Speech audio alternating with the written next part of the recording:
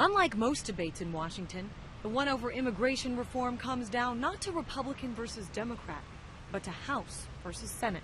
Political analyst Dante Chinny says there's a simple reason for that. In the House, Republican lawmakers tend to serve districts that are older, more conservative, and far less Hispanic. While some places it's going to be seen as the party of no or a failure, you know, the idea in some of those districts that it doesn't pass is going to be seen as a success by some of those constituents and by probably some of those congressmen. In the Senate, lawmakers represent much larger areas and view immigration reform through a national prism.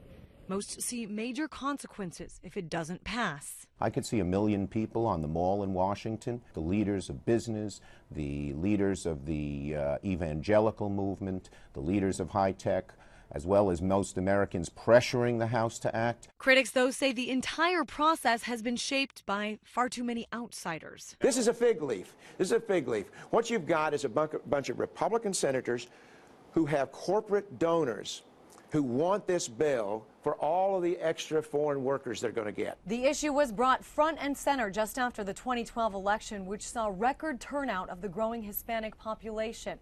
Now, experts say this time around as well, no matter what happens in Washington, the true test will be at the polls. The Hispanic vote is generally not as big for a midterm election. It isn't usually. What happens if this goes down?